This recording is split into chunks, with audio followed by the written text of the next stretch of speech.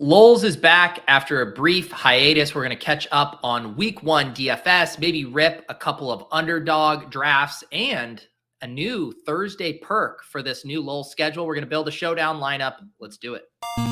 Does he think? I think he thinks this. He thinks this is a go. Vegas Dave thinks this is a go. Hot naked girls doing yoga. What? Why don't you just win like a man? Random.org.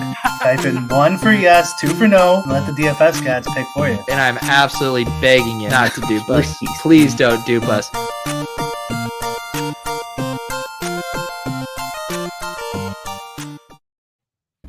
All right, Brian, new Thursday schedule here. Hopefully this is working for all of our audience. How did first week go for you? One on FanDuel, one on Yahoo, lost on Draftkings. I feel like that's an evergreen statement for a lot of DFS players.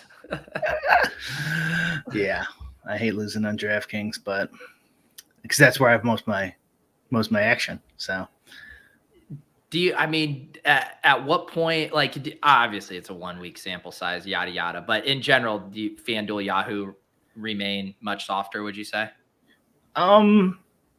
Not FanDuel as much, but Yahoo. But Yahoo's getting a little sharper now. They have like the CSV upload, which they didn't have, so a lot of people didn't bother. And I've seen some names move over, unfortunately.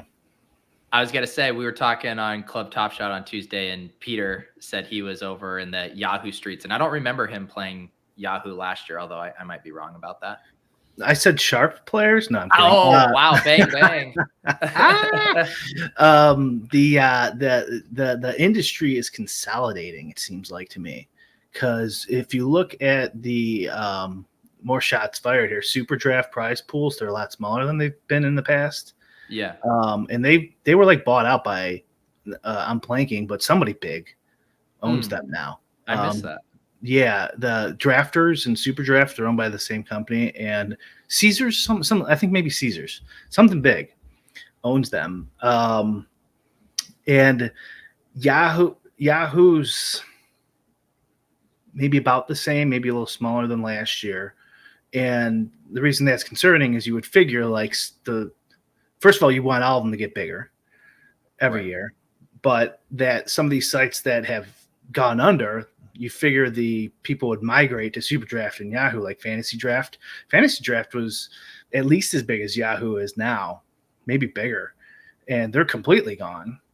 And I don't know. It could be nothing, but I feel like the industry's consolidating a little bit, maybe even shrinking or stagnant on the size. I don't know. What do you think about that? Yeah, I mean, you'd have a far better idea than me just because I don't play on a lot of sites. So you'd be able to feel like the ebbs and flows of the contest sizing way more. Just like for me, just looking at some of my YouTube numbers and enthusiasm for week 1, it seemed like all-time highs. It seemed like there was more people were, dove headfirst into best ball this offseason. But then the second we got to week 1, it seems like all that same energy just like pivoted right over to DFS. And there was all kinds of enthusiasm for all this week 1 stuff. So I don't know. I'm obviously in a very niche bubble with my audience, but I didn't see any DFS, hangover heading into the season.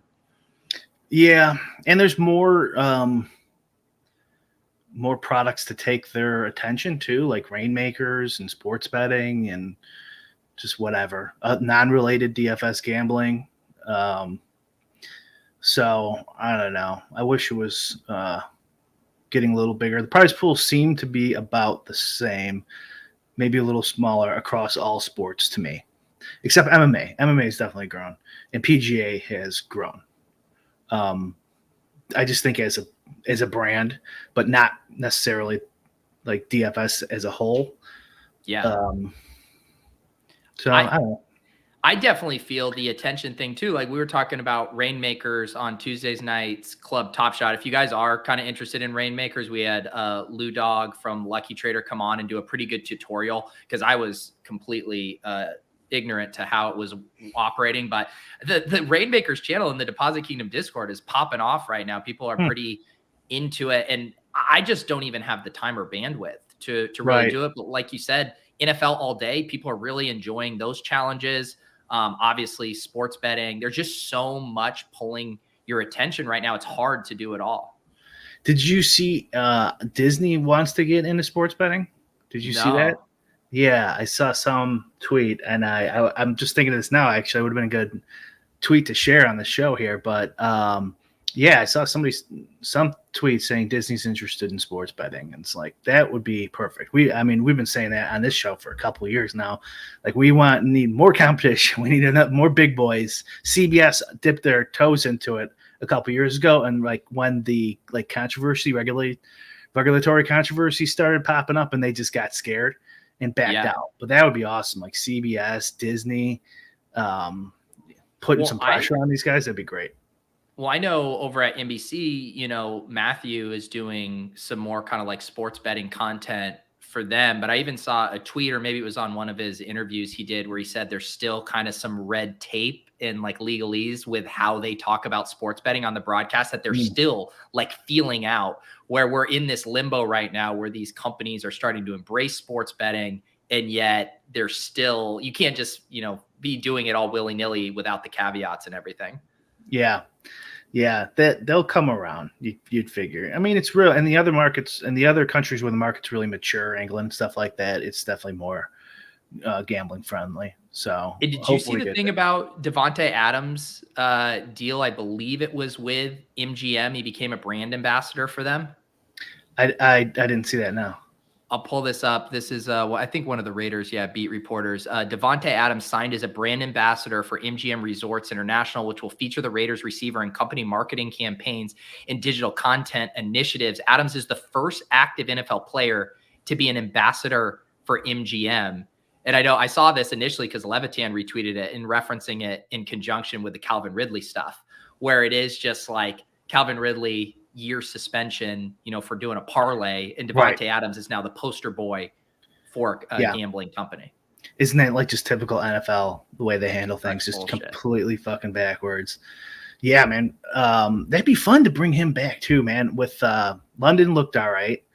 Have a couple wide receivers on the same team that are pretty good. That'd be fun. Hey, like I'm all for it, obviously. Like, I always thought the gambling bribe stuff was just propaganda, like anti-gambling, anti-sportsbook propaganda. You know what I mean? Like, you know how much money it would cost to buy off LeBron James? Like, he's worth $1 billion, isn't he? Like, how much could you possibly? And you can't bet that much. Sportsbooks won't take $800 million, you know what I mean? Or whatever. Like, and that's like just for one game, not to mention his legacy, just the competition aspect of it all. Now, obviously you can get the refs and stuff like that, but the players on the professional level, like who can you get? Like Marcus Mariota, let's say something like that, like a position that you can definitely affect. He's probably not making that much. He's still probably making, I don't know, $2 million, $4 million. And then his whole career would be ruined. Like, how much would you have to pay Marcus Mariota to get him to tanky? 100 million? 500 million? I was just going to say, I mean, at minimum, I was going to say like 25, 50 million to take on the risk. And then, and that's not including getting money down. Then you have to go and get 100 million down, across the world, betting against the Falcons. Yeah. And to your point, I mean, it's one thing when it happens in League of Legends, LCS, Korea and stuff, and you can pay off a kid who has like poker debts and is in need of money. This is a much bigger operation. Yeah, college football. Yeah. And even that, now that they have the ability to do, some of their advertisements and sponsorships, a lot of the appeal of that is even gone now. Yeah, and it's got to be like a skill position player.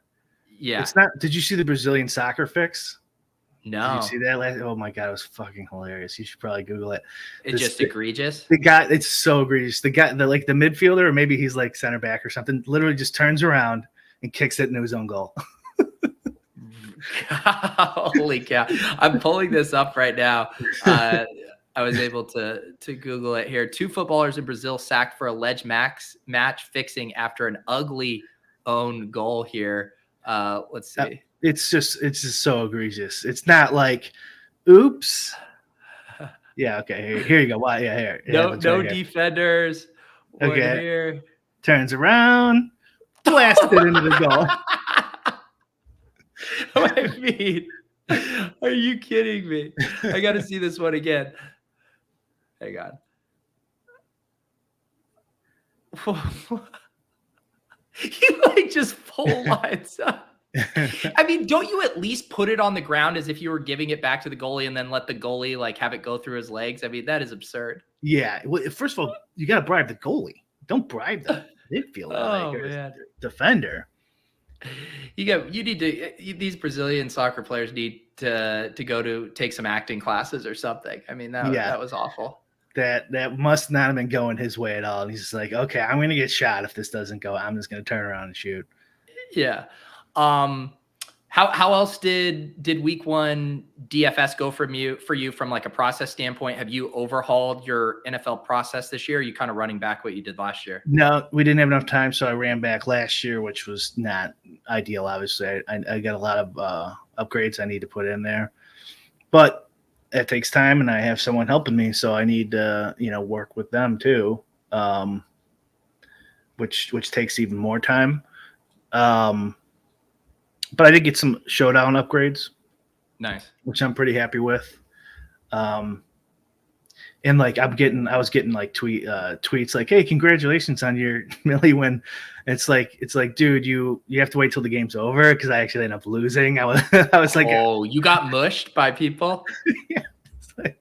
It's like guy, not yet. You gotta wait till it's showdown. Like that's how early were they congratulating you? Like probably 10 minutes too early. Oh my God. Yeah. I mean, with NFL Showdown, like you're not safe until the final whistle blows.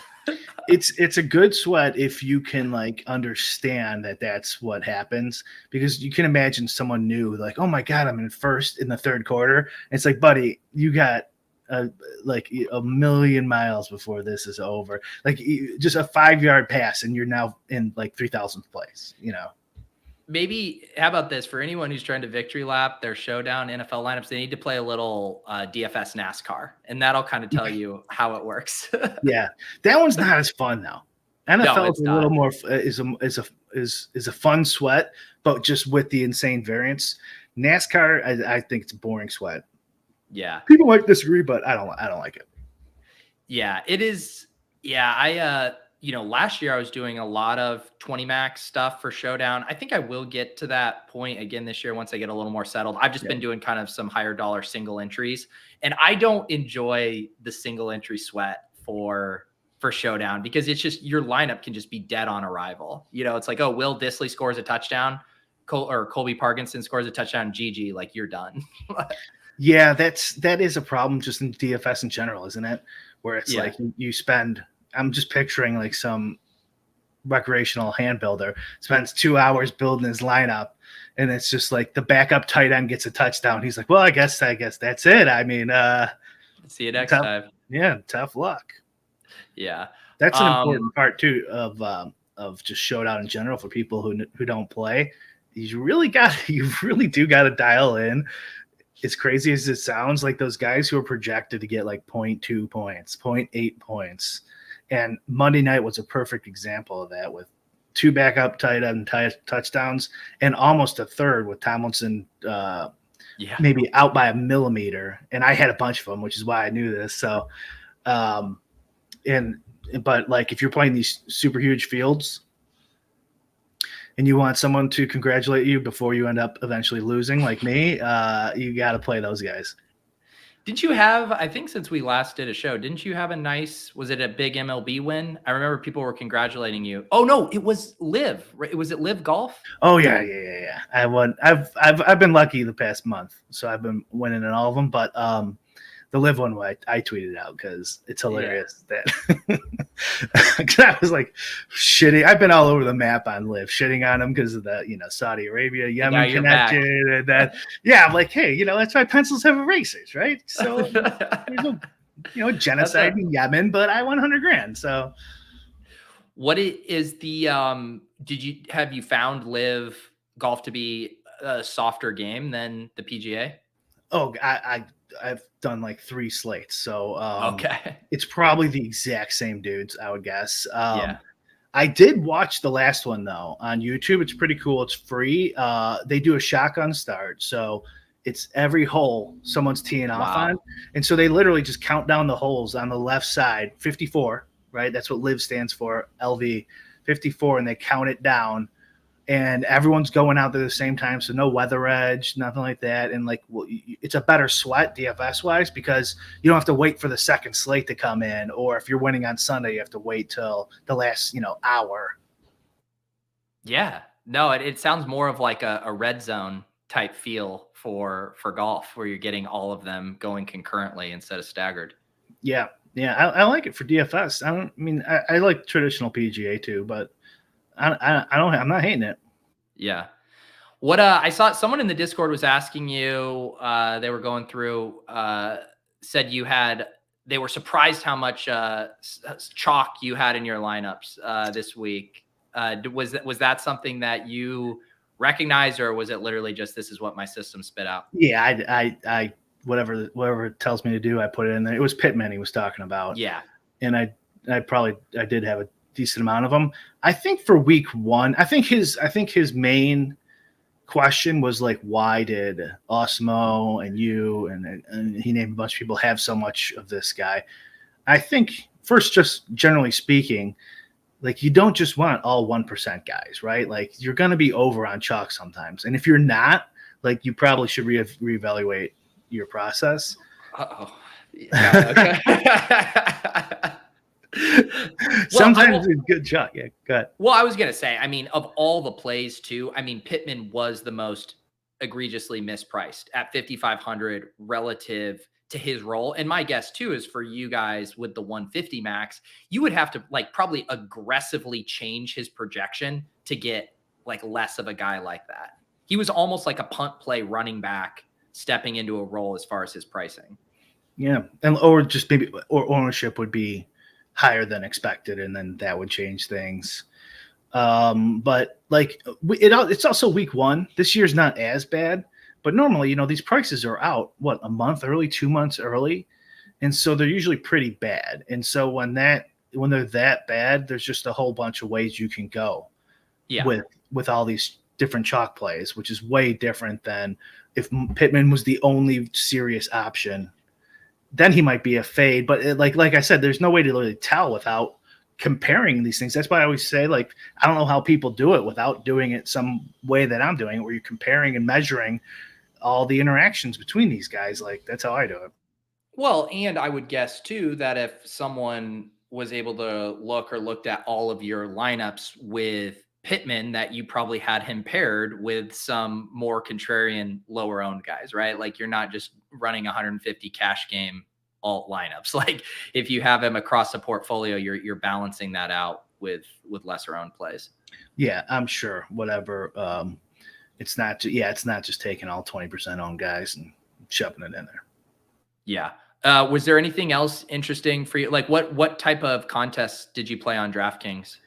I just everything. All the 20 max, 150 max that I could enter. I played the 4K Millie, the both wild. They had like 2 wildcats because the first one filled. I played a bunch of all the GPPs. No cash on DraftKings, just on Yahoo. With your stuff, do you have any way, like when you submit your 150 set, like does your data show you like, oh, I have X percentage of double stacks with a bring back, or I have X percentage of single stacks? Like, do you have that kind of more general data for your lineups? Yeah. It shows like Hertz, it'll show their percentages, but then it'll also show like Hertz double stacks, Hertz, one and one run back. Because I assume that's probably something you could use as your sanity check before you're hitting submit of like, oh, why do I have all triple stacks with a bring back? That doesn't seem right. That's exactly right. That's my last page, is like, you could consider it sanity check. It's like, okay, I have 80% Carson Wentz. Something must have went horribly wrong. And I have to go back and look and figure out what's wrong. Yeah. Did you find, because one thing, I mean, I think people know, like, this was such a chalk week and the hashtag best plays just all seemed to hit. Did you seem like you had maybe less correlation in your lineups than you might later in the season, how it just shook out for you? I didn't notice anything specific, honestly, like that. Yeah. Yeah, I guess it did seem kind of maybe a little lower correlation. Yeah. Are you aggregating a bunch of different ownership stuff this year? Or is that not part of what you're doing? No, yeah, I'm aggregating ownership and projections too. I don't do any of my own in football anymore. So you're not using any, are you using any sports book or, prop lines or anything for your process? Yeah, I do actually for some stuff like kickers and Okay. defenses and stuff like that. So I mean, it's just not as like I'm not doing a full bottom up. Yeah. Like my projection specifically for all these guys, for DFS anyways. Do you find that, I mean, I know like when I was doing stuff too, and I'd go wait for Osimo's, NASCAR, projections to update at the last, like, do you ever feel like, oh, I'm being held up, a push hasn't happened, and I want to have this data set for my stuff? Sure. Yeah. But I have like ways around that. And, there's nothing stopping you from going, you just editing it yourself too. Right. Yeah. So now part of your routine is like after lock, you got to make your sweep through all of your sets of data that are getting with updated projections from everyone. I mean, yeah, like I have to like run like 3 different simulation type sections, and then at the end it spits out like a page where I can see kind of generally what's going on before I just click, and it overwrites my CSV, pops it all in there, and enter. Yeah, I was definitely rusty building lineups on Sunday. It was one of those times where you have your head in the blender, you're trying to get updated numbers, and then you're seeing the monsoon in Chicago, and you're like, I guess I should scrap these Trey Lance lineups. And then you're like, or maybe it's overblown, and everyone's thinking the same thing. I was like, I feel fully back having my mind just going a million directions. Yeah. Doesn't always seem like the projections don't get updated enough for those crazy weather games, like not penalized enough. Yeah. It's like watching that game, it's like Trey Lance had no chance. Like he should have been projected for like 6 points. Yeah.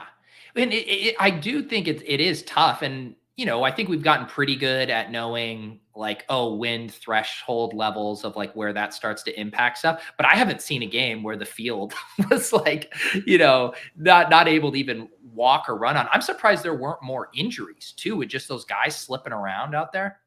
Did you see the highlights of the city's water system exploding? No. So like, it was coming out of the street pipes above, like higher than buildings. Like it was shooting out like 10 stories high. That's insane. It rained so much, and because obviously the water system is garbage. Did you get it? I assume you were kind of in the thick of that. Were you getting pumped? Yeah. It was bad. Did you throttle down your exposure to that game because of your boots on the ground? No, I didn't. Yeah, I did not. I was concentrating anyways when I was doing that, so I wasn't even paying attention. Was it that bad? It got worse. Like it was. I don't think it was that bad. No, actually, it was pretty bad in the morning. Yeah. But I was up here in the morning, and then I went there in the afternoon. So it's also just hilarious what ended up being the 2 quarterbacks in that game, because it's 2 of the biggest quarterbacks that we all have questions about as pocket passers too, Justin Fields and Trey Lance. They've been such polarizing guys that it's like, okay, this is what we're going to give them for their first game, is the worst possible game environment. I definitely thought that for Fields too. I was like, okay, hopefully they try to make an offense that's like works for this guy. Yeah. Instead of just forcing him into whatever you think the offense should look like. But you can't tell shit from that first game. I bet a lot of survivor pick people took an L on that one, because San Francisco was pretty big favorite earlier in the week. Yeah, I know. Yeah, they were. I think everyone's kind of resetting there. I mean, but I'm kind of excited for week 2, because I do think we're going to see probably a pretty big overreaction to week 1. especially with all the chalk hitting. I feel like I know there's a ton of good plays this week, just my first glance at pricing and some early projections. But man, if there's, I get them in the comments from my YouTube and all of this stuff. Everyone is saying like, oh, we should have played more chalk. I mean, every year, why do we do this? Like, I could tell the chalk donkeys are ready to go for week 2. They just needed that little excuse to say, oh, thank God I get to play fucking chalk now. And they're like, look at week 1, bro. And then they could do that for like 4 weeks. That's how I used to play. My first year when I did my bankroll challenge, it was like I would just react to whatever happened the week before. I was so fucking bad. The market's getting pretty good, unfortunately. So I don't think it's going to be 2017, 2015 all over again. But there will be some bros who overreact. That one of the guys we've talked about before, Plus EV, I think, Plus EV Analytics or something on Twitter. He just posted an article about over and under reactions for week 2. He uses like this Bayesian analysis based on the spreads and stuff to see who reacted to what. And I guess this is the overreaction week historically, week 2. Okay. And he says actually they're like underreacting this year. That's his research. So. That's so interesting too, because one guy I respect a ton, and people have heard me talk about him, is Sean Siegel over at RotoViz, and he was talking about how he feels like people are underreacting a little bit. And one example he referenced, because we did those drafts in Vegas over the weekend, last weekend, but some of the drafts happened after the Thursday night game. And he wrote up a piece how he was surprised because I think we all have ingrained in our head, don't overreact. But he's like, you're getting such meaningful information in this first game, and the guys weren't moving up and down the draft boards proportional to that information we got, because we all don't want to overreact, which is kind of an interesting thing. Maybe. The chalk is just a different thing, just because, everyone tightens up, right? Like I dusted off all my GPP entries. Like, I'm not going to play scared in week 2, but like a lot of people, that's how I used to play, where it's like, well, I lost. I don't want to look like stupid. I don't want to just punt it all off again. Maybe I'll play a little safer and then I can do, but it's like, no, that's not how we do this.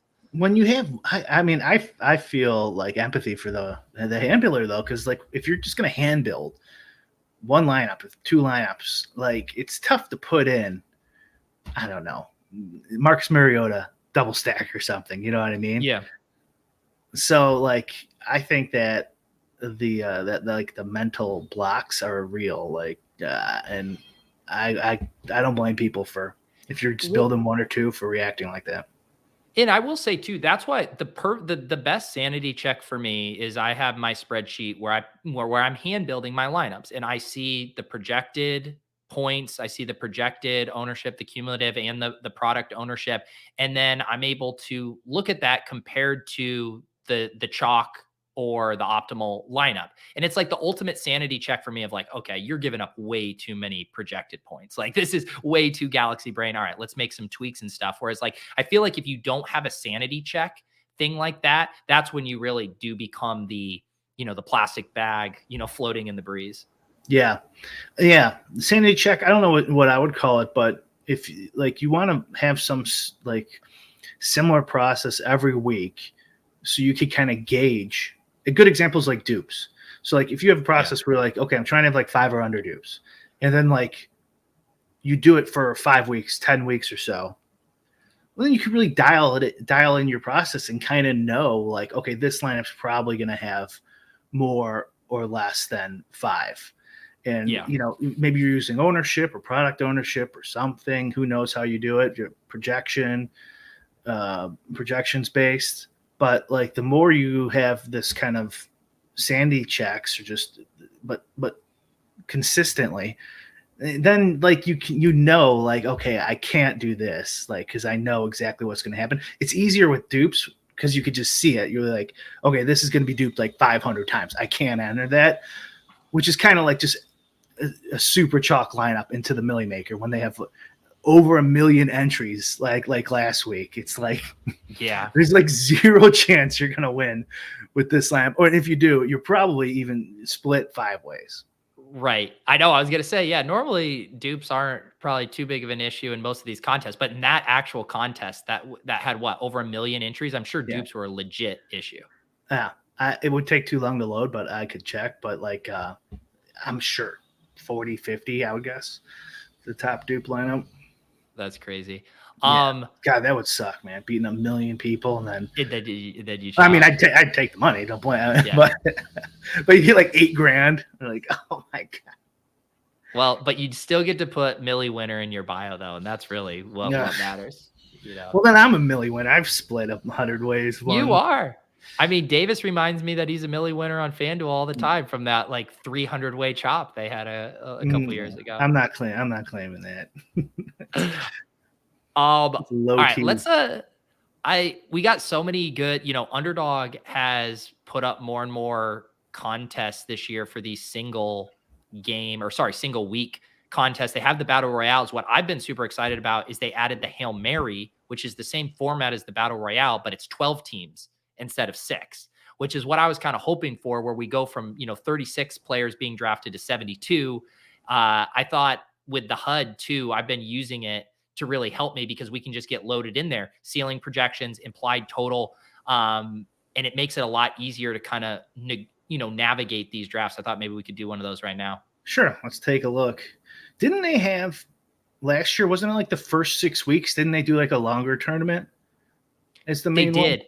Yeah. And someone at the top of the show, Eric was wanting me to do the resurrection draft here, which they do have. It's just the full 18 rounds, same format as all their Best Ball Mania 3 puppy drafts. And the only quirk is the contest doesn't start until week 6. So there's going to be drafts leading up to it. And then it goes back to the same discussion of, do you draft early? Do you draft late? You're going to have less information now, but you could build maybe better teams if the field's not reacting quick enough. Gotcha. Yeah. And so, these, I found, the battle royales are super addicting, and they're almost really easy to kind of get the stacks and the stuff you want. And it's pretty easy to get unique. I find these to be way more strategic in that the stacks don't come as easy as when, you're facing 5 other people versus 11 other people. And sometimes you're waiting for one to come around the wrap. And so you have to be even a little more ADP conscious in these ones is something I've noticed. What is the positional rules for this? Is it just standard? 1 QB, 2 running backs? It's the same, as the battle royale. So 1 QB, 1 running back, 2 wide receiver, 1 tight end, and 1 flex. Oh, okay. So it's different than seasonal best ball. Seasonal best ball. Yep. Yeah. So it's the battle royale there. So you get the 6 in. I've generally been doing a 3rd wide receiver in the flex as opposed to a 2nd running back. But sometimes they're like, I drafted one of these on Tuesday. And this is the other fun thing about drafting these early is Naji Harris was going really late because it was, he's still going super late here by ADP. It sounds like he's going to play this week. So he should probably be going much higher than some of these other guys. So if you draft early before we get some of these final, reports, I think it's pretty good. We need 2 more here, you guys, if you want to join us for a Hail Mary draft. And it's the typical Sunday DFS slate, it looked like to me too, right? So it's the noon games and the 3 games, and that's it. Exactly. Yep. No Sunday night football on this one, just the 1 to 4. Which I like. Yahoo adds the Sunday night game, and even though I did end up having Fournette and winning, I just want to end it at 3. Yeah. I bet that extent. I know everyone was always so torn because I have seen some old school Millie guys, DK guys who are nostalgic for the Sunday night being included in that for kind of having that clean sweat. But man, I can't imagine being ahead after the 4 p.m. games and having to go into that.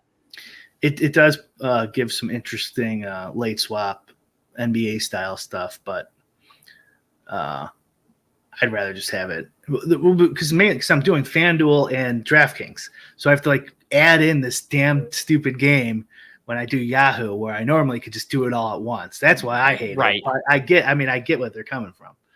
Yeah. And so in the with the draft caddy, so if those of you guys who were using this during best ball season, exact same concept here. I loaded the spreadsheet here where we have regular projection in red, ceiling projection in blue, and you can use whatever projection source you want for that. And then the implied team total here. And then Brian, are you going to be adding some kind of default out of the box ones for these, or will this be all CSV enabled?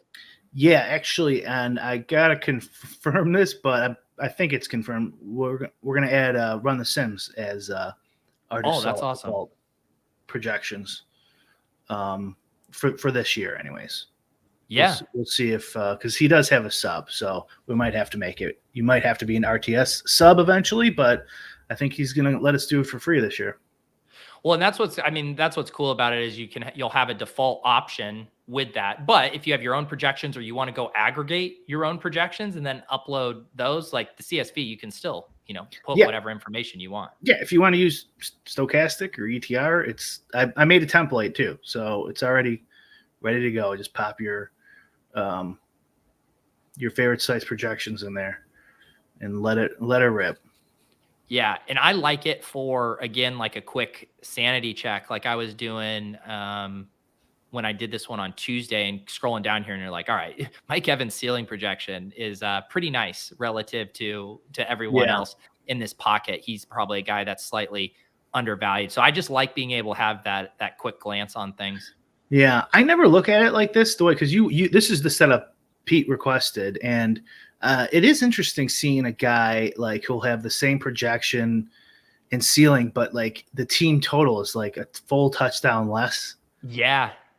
It's like, why wouldn't I just take the higher scoring guy? I don't know who I was looking at. I think it was Kyler Murray. I don't know where they're at now, but well, that's another thing too, Pete, on my Bric 75, there's like an odds stats page. I haven't updated all of them, but you could get like the implied totals and all that stuff. It's free if you want it. And it's got like a copy paste, and you could use it in your own projections. And like I have Draftkings props, right? So like if you want to price your own props or compare them to your favorite projection source, it's all free. Yeah, lots of good stuff. And we'll build a showdown lineup after this too. And I know you're going to have in the works some of this overlay help for the hand builders out there. I can really tell, Brian, you're thinking about us hand builders.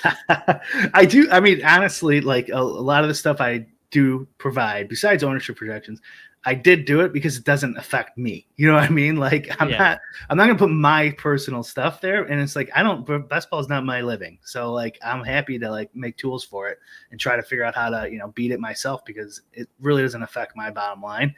It's, a little bit selfish, I guess, but it does work on DFS now too. So if you do want to put like ownership projections and stuff like that next to the player's name, it should work on just DraftKings right now, though. Yeah. So it's Mookie said, how much EV do you think you're giving up picking 12th? Yeah, for the audio listeners, in this 6-round draft, we did draw the 12 spot versus being top 3. I mean, honestly, when I look at the guys that are going to be available here, I mean, you see DeAndre Swift, you see Pittman, Connor, like even with the battle royales, my thought was like after the first 12 to 15 picks, like all of those guys had similar monster ceilings. So the fact that you're getting 2 of those at the wrap, I don't even know if you're at as big of a disadvantage as it might seem. I like especially in this format, I like it because you have like a much higher chance of getting your stacks. Yeah. And a Sunday stack, when a lot of people won't be paying attention, come Sunday when they're trying to 150 this or whatever the max is, you're going to have your stacks set. So you get a lot of chances of like, okay, I'm going to get my stack now when you're in this spot or the one. For sure. Yeah. Whereas like, you take Jamar Chase, at 1.6, obviously great pick, but no guarantee that someone like, what if I want to be like, you know what, T Higgins not getting drafted in a lot of these, I'll take Joe Burrow now, knowing I can get T Higgins late. Like you might miss out on the stacks you really want there. So this is a side note. I do one home league now. Like my buddies, I've been in this league for like 20 some years. I got Chase and Higgins, right? And so I took Higgins, and I'm like, okay, I'm gonna get Burrows eventually. And my buddy took Burrows at like 38. Really? And I'm like, of course he's not like trying to snipe me or anything. He has no idea about stacking. He didn't see that I was, definitely going to take Burrows eventually. It's just like he took him before like I think he took him before like Lamar Jackson, Hurts. You know what I mean? And it's like, Yeah, that's funny. This is what I'm doing, trying to set up a double stack in a fucking home league. This is what I deserve. Exactly. So I went ahead and took this Rams, Cardinals, Raiders stack there. I was going to do Waller if he came, and then maybe do a mini with Waller and Marquise Brown, and then knowing you kind of have Derek Carr as a backstop there, but he goes. So I just went ahead and tapped Kyler and Marquise. I think if DeAndre Swift wasn't been missing practice the past couple of days with this ankle, I would maybe have taken him, but we'll get that stack. Like you said, you can lock it up. Yep. CPAT up there. Yep, exactly. That was the you were going for the same thing. Yeah. Wait, what happened? Not us, right? No, Waller, Carr. No, yeah, you're still live. You're still live to get Carr. We're working in the same. Yeah. He just locks that stack right in there. Well, you sold me. You're like, the beauty of that 12 spot. You just lock it in. I was like, he's right. I mean, anywhere, technically. Yeah. You have a lot of opportunities, but sure. 1, 2, why not? The only problem with it, and I would have to get a few more of these under my belt, is my guess is that becomes a pretty chalk start right there, just because they're correlated and they're ADP correlated. You know, they're both going around that turn. So I'm sure I am not the first or the last person to stack Kyler with Marquise there. Sure. But when we also followed up with Ertz and Greg Dortch and Hopkins, we'll take a late Hopkins just in case. No. Just in case they waive his suspension. Yeah, right. Yeah. I mean, leave it to Goodell. I mean, I'm sure he would rather punish someone for something far more petty. Exactly. All right. It was so funny. I saw it just goes to show how much like fantasy has broken our brains too, where like Nick Chubb had this sick game on Sunday. I think he had like 140 yards rushing, but he only caught one pass. And like, no, I haven't heard one person talk about Nick Chubb. It was like, I mean, 140 yards rushing is really incredible. And yet for fantasy, it just like doesn't even move the needle. Wow. I didn't even notice that. There you go. That's what I mean. Yeah. Cause I saw Hunt get some carries, some decent runs too. He must have had 70 yards too. Oh yeah. I mean, so Hunt had 11 for 46 and a touchdown on the ground, and then also had 4 for 24 and a touchdown on the air. Nick Chubb, 22 for 141, 6.4 yards per carry, but no touchdowns and only one catch. You've probably already talked about this on your, one of your 1 million shows, but what about this Denver situation, right? With Wilson going, kicking it on 4th down. And then who else? There was a lot of just regularly on week 1. Wasn't there a bunch of vultures, like touchdown vultures? Yeah. Sorry, I'm as confused with the chat. I was like, why are we talking about Brandon Powell? And then this guy right here from the 4 spot with a Devante Adams, Joe Burrow start took Brandon Powell. Whoa, what's going on? Did we miss something? I don't know what we could have missed. I mean, even if Cooper Kupp and Allen Robinson both got COVID, I don't know if Brandon Powell's in the conversation in the 3rd round. Is this like a showdown slate, he thinks? I don't think so. All right, maybe I'm just going to go full stack with this game. Maybe Ertz and Jacobs. Like if we're getting Kyler, Marquise with a big game, maybe Jacobs is scoring touchdowns. His usage was actually really good in that first game. Sure. Yeah, I love it. I mean, obviously, you don't love Jacobs and Ertz, but it's only 1 week.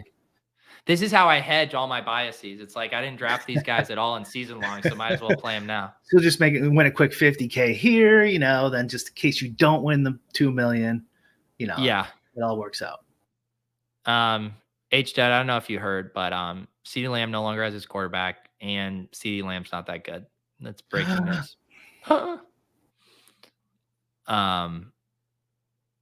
Yeah, I'm trying to see here. Any other interesting? It's so sad that I'm rusty on my week 2 matchups, but I can still tell you all the week 17 matchups, Brian. That's my only party trick.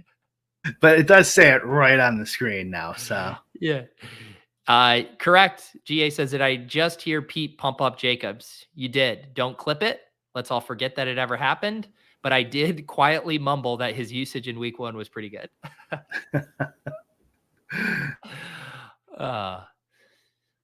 Yeah, let's see what it's this so strange going from best ball underdog, and then this is my first underdog since the monster, and it's like none of these guys would have been taken.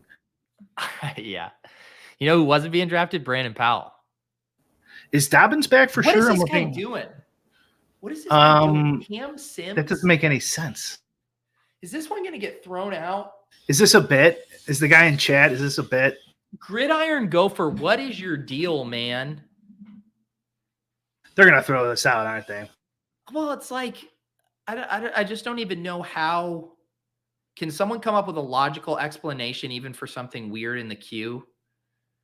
We have no correlation. There's better picks available for this team. Like, I mean, I'm pretty sure Jahan Dotson still available, McLaurin, all the wide receivers for Washington still. Yeah, this is we're now sweating the round 5. Yeah, let's see what the round 5. Yeah, let's see here if we might have to go to showdown. Just wasted our time. Yeah, we might just wasted our time. Thanks, buddy. Come on, Gridiron Gopher. Let's see. Who do we need? Let's get an Allen Robinson pick here.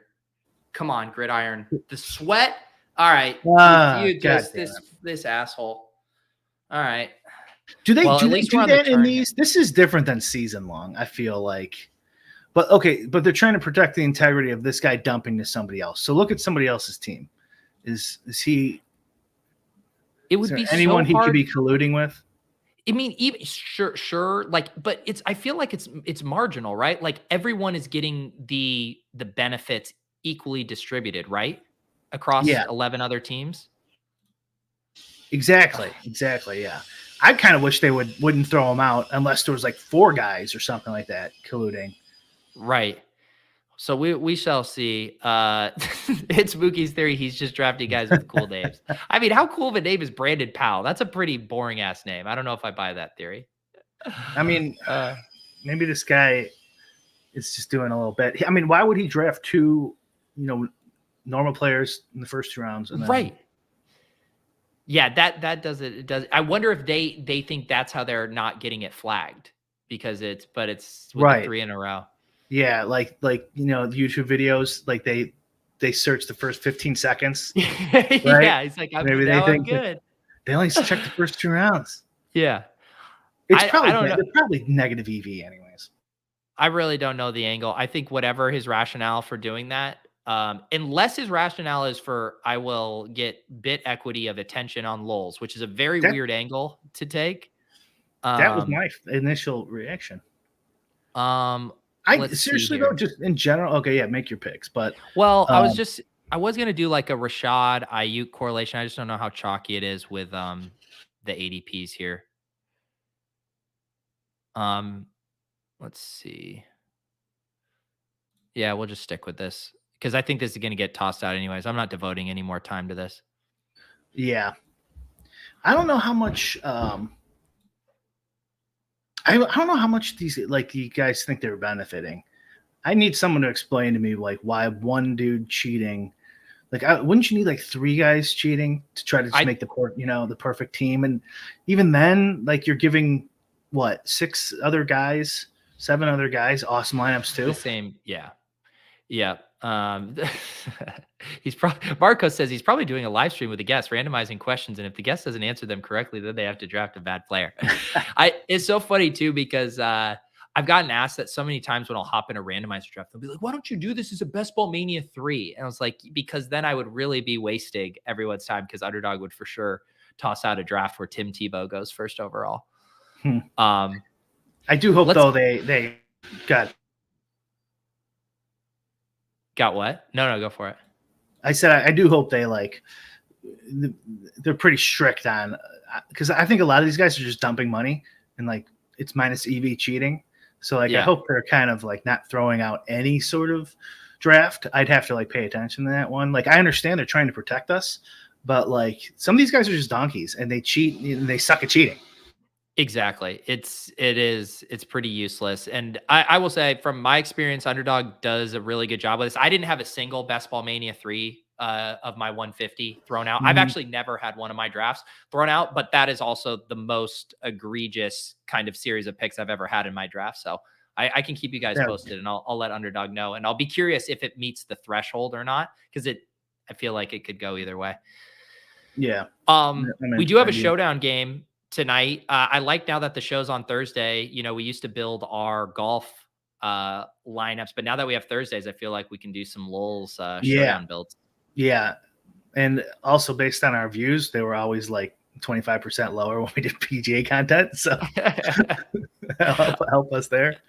Yeah, in case you guys missed it, I did write it up in the Discord and a few announcement posts. But yeah, lolz is going to be Thursdays at 1:30 now. My Wednesdays got incredibly slammed up with SiriusXM, Swolecast. I also have ship chasing, and so I just needed to smooth some stuff out. Brian, thankfully, was a game. So yeah, we'll be Thursdays at 1:30 regularly now. Yes, sir. Have you are you gonna 150 max this million tonight? Yeah, I'm already maxed. Got Okay. everything primed, ready to go for inactives. All right. Yeah. So, I mean, we have the big ones, Keenan Allen out, Donald Parham out, no Harrison Butker for the Chiefs. We got a Matt Amendola in there. Any angles here that you're liking? I did attempt, because I had to update something to see if all my stuff was working, and I actually did do one run, but not like I did not put a lot of effort into it at all.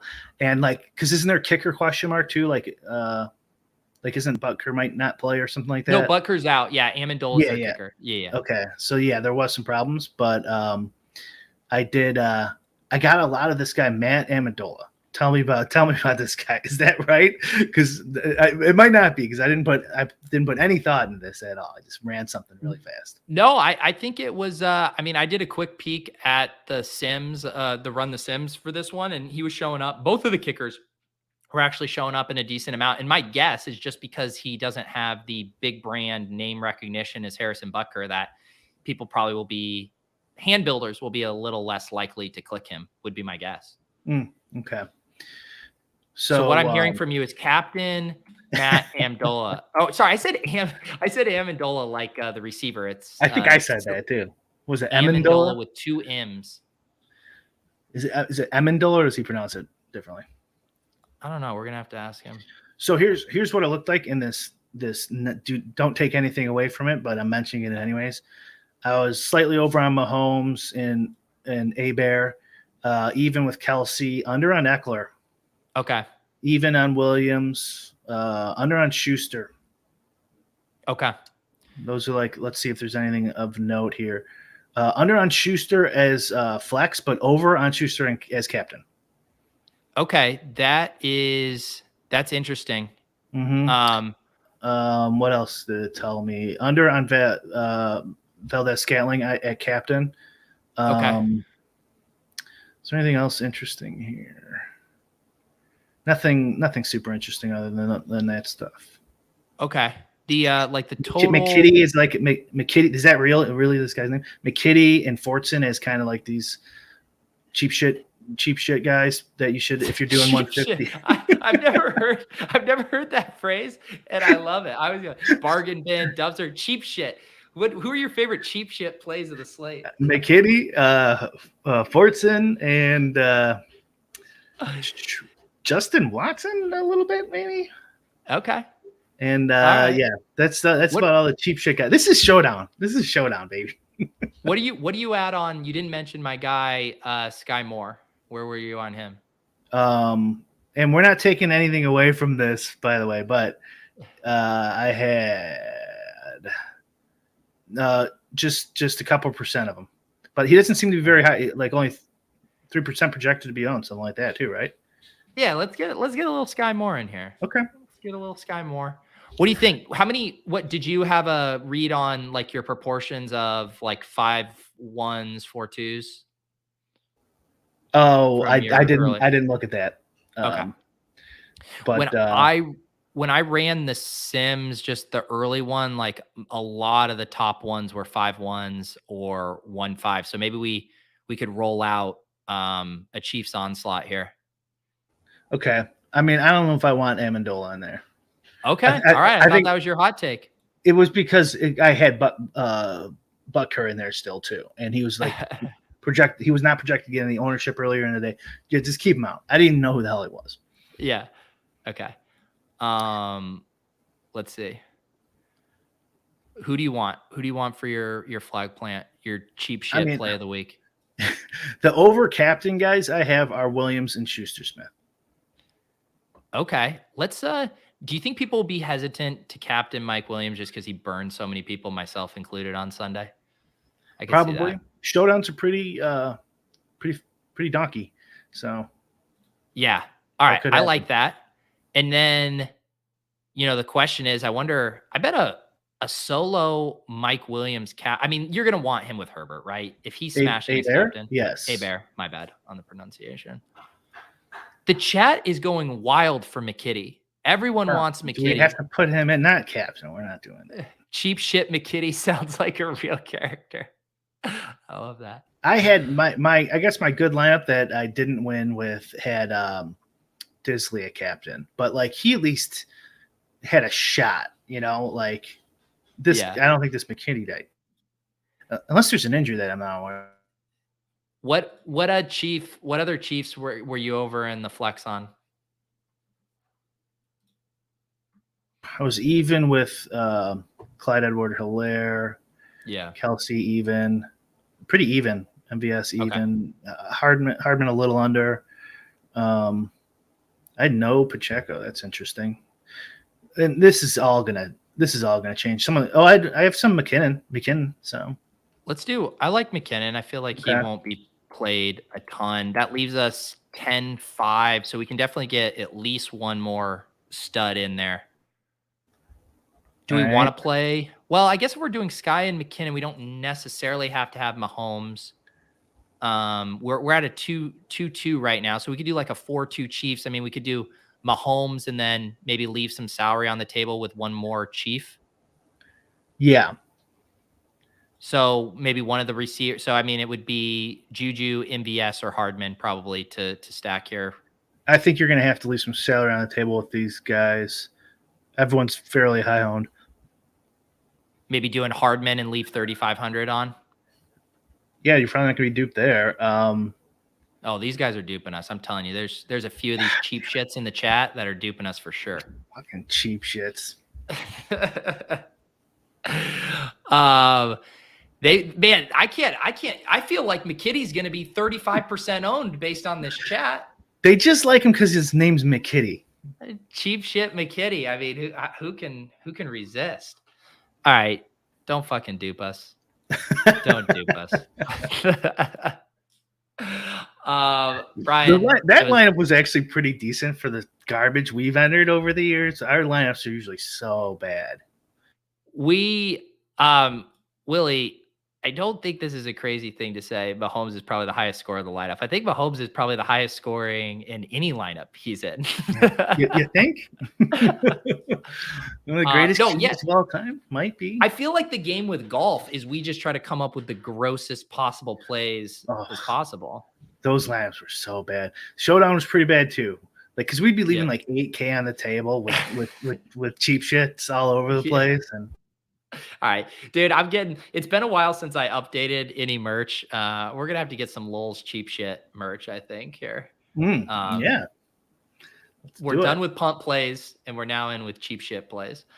Brian, it felt good to get back in the saddle here. I saw someone ask too, is Splash Play dead? No, Splash Play isn't dead. We are going to do Fridays at 10 a.m. with Spags and I. Spags has been doing some solo streams over. Those are all on the Splash Play channel now. So I believe Spags did a stream today. I'm still figuring out my schedule, guys. I'm trying not to bite off more than I can chew. I legitimately just have a lot going on, an extra 10 hours of radio added to my plate each week. So, yes. How's that going? Deal with all that. It's good, man. It's fun. I enjoy the radio is a fun change of pace, getting callers. So that's at Monday through Friday, 11 to 1 on Sirius. Can you free stream XM, like, or I think you need a sub. okay. I think they do lots of like free trial, 90-day trial stuff. And I think lots of people get it for free with like certain add-ons. You know, obviously if you buy a car, I think there's other stuff where people get free subs. Yeah, I got mine for 6 months or something. Okay. And then they won't stop fucking sending you mail. Yeah, we can call Pete. I am still legitimately waiting for my first troll call. It's a 800 number. I actually put it in the newsletter today. If you're subscribed to the Fantasy Life newsletter, I dropped it in there. I will happily. You haven't gotten one bit call yet. Like I haven't gotten a bit call. Talking about your David Montgomery ownership or anything like. No, I was asking me if my refrigerator's running. Nothing. The fantasy channel, the SiriusXM fantasy channel. I'm not well versed in Sirius myself. My car doesn't even support SiriusXM, so I can't give you the specifics. But it's the SiriusXM fantasy channel. Right. Yeah. I think they just actually say the name of it. If you. Yeah.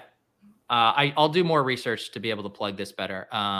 But yeah, that's the deal with all that stuff. Like I said, Brian and I will be back every Thursday. Come hang out with us in the Discord. We got the lolz chat. And Brian will get the audio up for you audio listeners. Anything else, Brian? Draft Caddy updates coming? Yeah, Draft Caddy update was supposed to be one today. There wasn't. So hopefully tomorrow, or if not, probably early next week. I'm doing the Stochastic on the Contrary tomorrow. Oh, nice. And I think that's it. Very good. That's all we got, Pete. That's with Neil. Neil's now a regular co-host on that with Alex, right? He's the host. Yeah, I think it's going to be me, Alex, and Neil. Sweet. Definitely looking forward to that. Appreciate you guys as always. Good luck tonight in Showdown. Please don't dupe us.